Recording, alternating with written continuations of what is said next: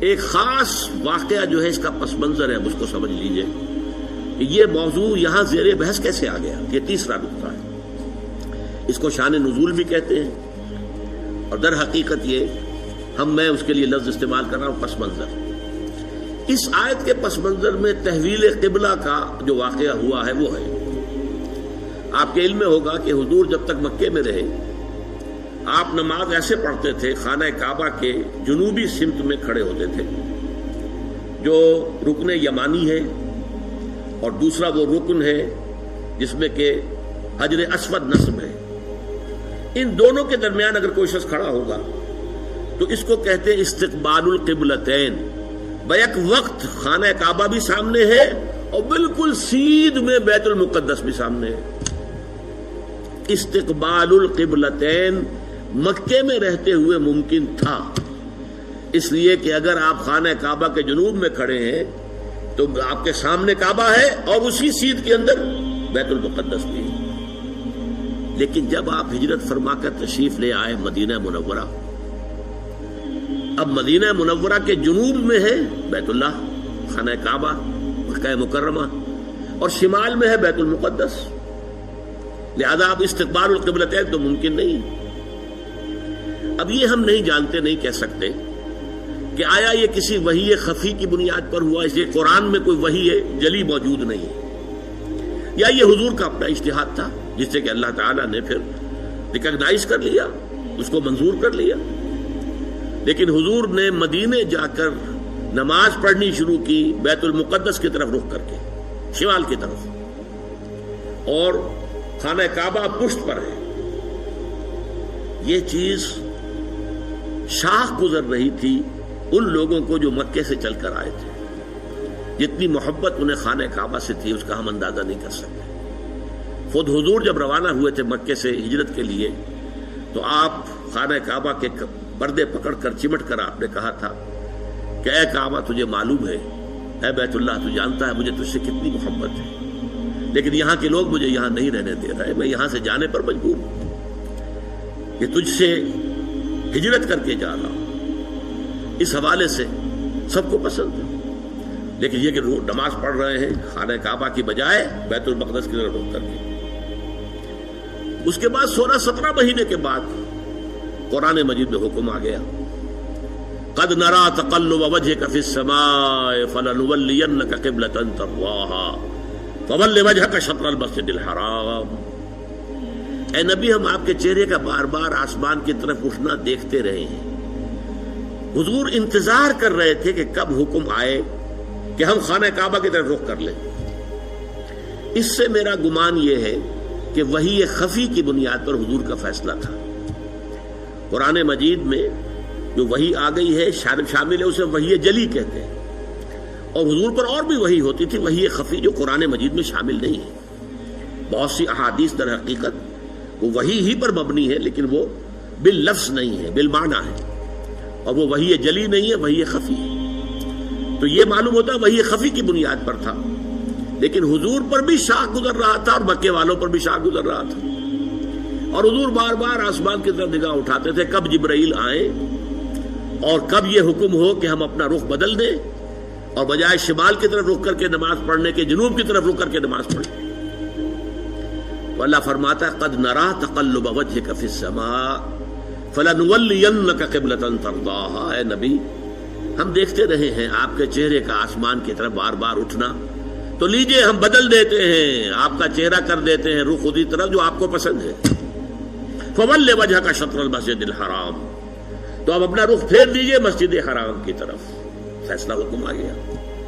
اب یہاں نوٹ کیجئے، یہاں وہ جو مذہبی ایک خاص ذہنیت تھی جس کا میں نے پہلے ذکر کیا تھا، جن کے نزدیک ظواہر کی بہت اہمیت ہے، ہر عمل کا ایک تو ہے باطن، اس کی روح، ایک اس کا ظاہر ہے، لیکن عام طور پر جو کٹر قسم کے اور جو زیادہ سمجھدار لوگ نہیں ہوتے، ان کے اندر زیادہ اہمیت جو ہے وہ ظواہر کی ہو جاتی ہے، باطن کی طرف توجہ نہیں ہوتی، روح کی طرف جو ہے توجہ نہیں ہوتی۔ تو کچھ نہ کچھ مسلمانوں میں بھی ایسے حضرات تھے، لیکن اس سے بڑھ کر یہودیوں نے ایک طوفان اٹھا دیا۔ پہلے تو یہودی خوش تھے، انہیں یہ احساس ہوا کہ محمد تو ہمارے کیمپ فالوور ہیں. جب ہمارے قبلے کی طرف رخ کر کے انہوں نے نماز پڑھنی شروع کی ہے، اس کا مطلب ہے کہ ہی از فالوئنگ اس، تو ہمارے پیروکار ہو گئے، تو جھگڑا کا ہے. لیکن اب جب آ گیا یہ کہ اپنا رخ بدل دیجئے، اب پیٹھ ہو گئی بیت المقدس کی طرف اور رخ ہو گیا خانہ کعبہ کی طرف، تو ان کے کان کھڑے ہوئے کہ یہ تو کوئی مسئلہ جو ہے کچھ اور ہے. ایک نئی امت کی تشکیل ہو رہی ہے اور ایک نئی بالکل شریعت آ رہی ہے، نئی امت جو ہے وہ وجود میں آ رہی ہے. انہوں نے اس کو ایک مسئلہ بنا لیا، پروپیگنڈے کا طوفان کھڑا کر دیا. یہ کیسے نبی ہیں جن کا قبلہ ہی معین نہیں ہے؟ 16 مہینے ادھر رخ کر کے نماز پڑھی. اگر ادھر کا قبلہ تھا تو وہ غلط تھا، تو 16 مہینے کی نمازیں زیرو ہو گئی. اور اگر وہی صحیح قبلہ تھا تو اب جو نمازیں پڑھ رہے ہیں وہ زیرو ہو گئی. قبلہ تو اپنی جگہ سے نہیں ہل سکتا، قبلہ تو ایک ہی ہوتا ہے. ان کا قبلہ ہی معین نہیں ہے. 16 مہینے ادھر رخ کر کے نماز پڑھی، اب ادھر رخ کر لیا. اور جیسا کہ میں نے عرض کیا، مسلمانوں میں بھی ایسے سادہ لوگ، سادہ مزاج لوگ تھے، وہ ان کے اس پروپیگنڈے سے بہت متاثر ہوئے. لہذا ایک خلش، ایک بے چینی، اگرچہ ظاہر بات ہے کہ حضور نے وحی سنائی ہے، اللہ کا حکم آیا ہے فَوَلِّ وَجْهَكَ شَطْرَ الْمَسْجِدِ الْحَرَامِ وَحَيْثُ مَا كُنتُمْ فَوَلُّوا وُجُوهَكُمْ شَطْرَهُ. نہ صرف یہ کہ اب فوراً اپنا رخ جو ہے مسجد حرام کی طرف کر دو، چنانچہ آپ کے علم میں ہوگا جو لوگ وہاں گئے ہیں، وہاں مدینے میں ایک مسجد ہے مسجد القبلتین. حضور ایک خاص قبیلے میں گئے ہوئے تھے، ظہر کی نماز کا وقت وہاں آ گیا، وہاں کوئی دعوت طعام تھی، ظہر کا وقت آ گیا تو کھڑے ہو گئے نماز پڑھنے کے لیے. صحابہ پیچھے کھڑے ہیں. اسی دوران میں، نماز کے دوران یہ آیات نازل ہوئی. حضور نے وہی قبلہ بدلا اپنا، فَوَلِّ وَجْهَكَ شَطْرَ الْمَسْجِدِ الْحَرَامِ. اب حکم الہی آنے کے بعد تو تاخیر 1 منٹ کی بھی جائز نہیں، تو فوراً آپ نے رخ بدل لیا اور تمام نمازیوں نے بھی رخ بدل لیا. اس لیے اس مسجد میں 2 طرف محرابیں بنی ہوئی ہیں. ایک محراب جو ہے وہ شمال کی طرف ہے بیت المقدس کی طرف، اور ایک محراب ہے مکے کی طرف جنوب کی جانب. اس لیے اس کو کہتے ہیں مسجد القبلتین، 2 قبلوں والی مسجد. لیکن یہاں حکم یہ بھی ہے وَأَيْنَمَا تَكُونُوا فَوَجُّ، جہاں کہیں بھی تم ہو فَوَلُّوا وُجُوهَكُمْ شَطْرَهُ، اے مسلمانوں جہاں کہیں بھی ہو اپنا رخ مسجد حرام کی طرف کرو. اب ظاہر بات ہے کہ اس پر جب عمل ہو گیا تو صحابہ نے عمل تو کیا، دل میں کچھ دغدغہ رہا، کچھ پریشانی رہی. خاص طور پر یہ بات کہ اگر اصل قبلہ یہ تھا اور یہ ہے جو آج ہو گیا ہے، تو پھر ہماری نمازوں کا کیا بنے گا؟ ہماری نمازیں 16 مہینے کی ضائع ہو گئی، غلط قبلے کی طرف پڑھی گئی. اسی لیے اسی مقام پر کہا گیا ہے وَمَا كَانَ اللَّهُ لِيُضِيعَ إِيمَانَكُمْ، نہیں اس وسوسے کو قریب نہ آنے دو. نماز تو عین ایمان ہے، نماز ضائع ہو گئی تو ایمان ضائع ہو گیا نہیں. اس وقت حکم وہ تھا، اس پر عمل کرنا تقاضا تھا دین کا. اب حکم یہ ہے، اب اس پر عمل کرنا تقاضا ہے دین کا. نہ وہ غلط تھا نہ یہ غلط ہے. تم کسی سمت سے نہ بندھ جاؤ، تم ظاہر کے ساتھ زیادہ جو ہے اپنے آپ کو وابستہ نہ کر لو. نماز کی اصل روح، دین کی اصل روح تو کیا ہے؟ اللہ پر ایمان، اللہ کا یقین، رسول کی اطاعت، رسول کا فرمان. پہلے وہ تھا تو اللہ تعالیٰ نے مکے والوں کا امتحان لے لیا تھا کہ آیا وہ اپنے آبائی، اس لیے کہ مکہ جو ہے اور بیت اللہ جو ہے وہ تو ان کا سمجھیے کہ قومی شعار کے درجے کے اندر رکھنے والی چیز تھی، قومی شعائر میں سے. اب اس کی طرف پشت کرنا سب پر بھاری گزرا. لیکن یہ کہ وہ رسول کے ساتھ چونکہ پورے بدھے ہوئے تھے تو جو حکم رسول کا وہ انہوں نے قبول کیا. اور اب ان لوگوں کے لیے امتحان آ گیا جو مدینے میں رہتے تھے اور یہود کے زیر اثر تھے، اور اس کی وجہ سے بیت المقدس کا مقام ان کی نگاہوں میں بہت اونچا تھا. اب اس کی طرف پیٹھ کرنی پڑ رہی ہے. تو ان کے ایمان کا جو ہے وہ اللہ تعالیٰ نے امتحان لے لیا، اور تمام صحابہ جو ہیں دونوں امتحانوں میں ثابت قدم اور کامیاب ہوئے. اب لیکن اس خلش کو مٹانے کے لیے دیکھیے عجیب ہے یہ بات. یہ مسئلہ آج ہمیں معلوم ہوتا ہے کہ بڑا ہی چھوٹا سا مسئلہ ہے. جب یہ مسئلہ آیا تھا تو یہ چھوٹا نہیں تھا، بہت بڑا مسئلہ تھا، بہت بڑا مسئلہ تھا. خاص طور پر وہ جو ایک ذہنیت ہے کہ جو دین کے اعمال ہیں ان کی روح کی بجائے ساری نگاہ جو ہے وہ اس کے ظاہر سے وابستہ ہو جاتی ہے، اس کے لیے یہ معاملہ بہت کٹھن تھا. یہی وجہ ہے اس قرآن مجید میں آپ کے علم میں ہوگا پورے 2 رکوع ہیں تحویل قبلہ کے اوپر. حالانکہ آج ہمارے نزدیک کوئی بڑا مسئلہ نہیں تھا، لیکن یہ کہ وہاں اس وقت ڈی فیکٹو جو اس وقت کی سچویشن تھی اس میں اس کی اتنی اہمیت تھی، دلوں پہ جو کیفیت گزر رہی تھی اس کا جو ہے صحیح طور سے اس کا علاج اور اس کا معالجہ اور مداوع ضروری تھا۔ دو رکوع جو ہے، رکوع 17واں اور 18واں دوسرے پارہ سیقول کے پہلے دو رکوع خاص اسی پر ہے، جس تکرار کے ساتھ فولوا وجوہکم شطرہ، فولوا وجوہکم شطرہ، اس سے دو رکوع پہلے ایک بات کہی گئی، یہ آپ کو ملے گا 14ویں رکوع کے اندر، وَلِلَّهِ الْمَشْرِقُ وَالْمَغْرِبُ فَأَيْنَمَا تُوَلُّوا فَثَمَّ وَجْهُ اللَّهِ۔ دیکھو لوگوں، مشرق اور مغرب سب اللہ کے ہیں، تم جدھر بھی رخ کرتے ہو وہ اللہ کا رخ ہے۔ اللہ کسی رخ میں محدود نہیں ہے۔ کیا مغرب صرف اللہ کا رخ ہے، مشرق نہیں ہے؟ آج آپ کو معلوم ہے کہ ہم پڑھتے ہیں مغرب کی طرف، اور امریکہ والے یا افریقہ والے وہ مشرق کی طرف نماز رخ کرتے پڑھتے ہیں۔ تو مشرق و مغرب سے کوئی فرق واقع نہیں ہوتا۔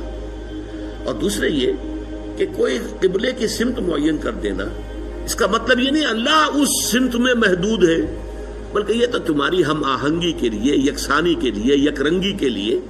ایسا نہ ہو کہ اب آپ کھڑے تو کسی کا رخ ادھر ہے، کسی کا رخ ادھر ہے، کسی کا ادھر ہے، کسی کا ادھر ہے، یہ نہیں، سب ایک رخ میں کھڑے ہوئے ہوں، صفیں بندھی ہوئی ہوں، دیکھنے والا جو ہے کوئی شخص اگر آ جائے اچانک وہ بھی اس سے متاثر ہوتا ہے۔ ایک فرانسیسی سیاح صرف اس منظر کو دیکھ کر ایمان لے آیا تھا۔ وہ آیا تھا مصر سیاحت کے لیے، اور وہ جو بہت بڑا وہاں کا دارالعلوم ہے جامع الازہر، اس کی جو جامع مسجد ہے، اس کے وہ مینار پر چڑھ گیا، عصر کا وقت تھا، مینار کے اوپر سے اس نے منظر دیکھا، صحن میں عصر کی جماعت ہو رہی تھی۔ اب ایک امام کے پیچھے کھڑے ہیں، سیدھی سیدھی صفیں بندھی ہوئی ہیں، ایک امام کا کوشن ہے اور وہ جھک رہے ہیں، اور اسی طرف سے کوشن آئی ہے وہ کھڑے ہو گئے ہیں۔ ایک منظر ایسا اس کے دل کے اوپر اس نے اثر کیا، وہ ایمان لے آیا کہ جس مذہب کی عبادت اتنی منظم، اس کے اندر یہ رنگ ہے، گویا کہ ملٹری پریڈ ہو رہی ہے، اس طرح کا انداز عبادت کا، ایک تو کلیکٹیو، انفرادی نہیں، اجتماعیت کی اہمیت، اور پھر اس کے اندر وہ رنگ اور یکسانی، ہم رنگی دیکھ کر۔ تو اس طریقے سے تمہارے اندر یک رنگی پیدا کرنے کے لیے ایک رخ معین کر دیا۔ اس کا یہ مطلب نہیں اللہ اسی رخ میں ہے، للہ المشرق والمغرب، مشرق و مغرب سب اللہ کے لیے ہے۔ فَأَيْنَمَا تُوَلُّوا فَثَمَّ وَجْهُ اللَّهِ، جدھر بھی تم رخ کرو اللہ کا رخ ہے، شمال بھی اللہ کا، جنوب بھی اللہ کا، مشرق بھی اللہ کا، مغرب بھی اللہ کا۔ اللہ تعالیٰ کسی رخ میں جو ہے محدود نہیں ہے، اس کو خوب کہا ہے غالب نے، ہے پرے سرحد ادراک سے اپنا مسجود۔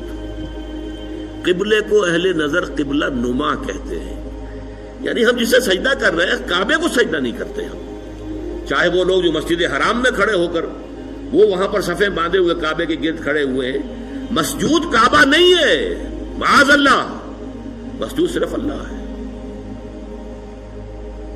اس لیے ہے پرے سرحد ادراک سے اپنا مسجود۔ مسجود ہمارا جو ہے وہ تو ادراک، ہمارے عقل اور فہم اور ہمارے تخیل اور تصور سے وراء الورا ثم وراء الورا ثم وراء الورا، ہے پرے سرحد ادراک سے اپنا مسجود۔ قبلے کو اہل نظر قبلہ نما کہتے ہیں، یہ قبلہ نما ہے، اصل میں یہ ڈائریکشن ہے جو معین کر دی گئی ہے، بس یہ ہے، اس سے زیادہ اس کی اہمیت نہ سمجھو۔ یہ بات کہہ کر پھر دو رکوعوں کے بعد وہ پورے دو رکوع آئے جس میں کہ یہ حکم تحویل قبلہ کا حکم آ گیا۔ سَيَقُولُ السُّفَهَاءُ مَا وَلَّاهُمْ عَنْ قِبْلَتِهِمُ الَّتِي كَانُوا عَلَيْهَا، اب ان قریب بہت سے ناسمجھ لوگ کہیں گے کس شے نے ان کا رخ پھیر دیا اس قبلے سے جس پر یہ رہے ہیں 16 مہینے۔ قُلْ لِلَّهِ الْمَشْرِقُ وَالْمَغْرِبُ، کہہ دیجئے اللہ کے ہیں مشرق اور مغرب سب کے سب، تمام ڈائریکشنز، تمام سمتیں اللہ کی۔ اب دیکھیے اس کے بعد دو رکوع میں تحویل قبلہ کے احکام لانے کے بعد پھر دو رکوعوں کے بعد 19-20 نکال دیجئے، پھر 21ویں رکوع کی یہ پہلی آیت ہے۔ گویا کہ یوں سمجھیے کہ یہ جیسے میرا دھڑ ہے، دو رکوع 17-18 یہ تو میرے دھڑ کے مانند ہے کہ دو رکوع مکمل ہے تحویل قبلہ کے حکم پر، لیکن دو رکوع پہلے بھی ایک آیت آ گئی، للہ المشرق والمغرب فَأَيْنَمَا تُوَلُّوا فَثَمَّ وَجْهُ اللَّهِ۔ اس کے بعد بھی اگر کوئی خلش رہ گئی، کوئی دل کے اندر جو بے اطمینانی رہ گئی، ہوں گے کچھ لوگ اب اس کے لیے آخری جس کو کہیں گے موپنگ اپ آپریشن، 2 رکوعوں کے بعد لیس البر ان تولوا وجوہکم قبل المشرق والمغرب، نیکی یہی نہیں ہے کہ تم اپنے چہرے مشرق و مغرب کی طرف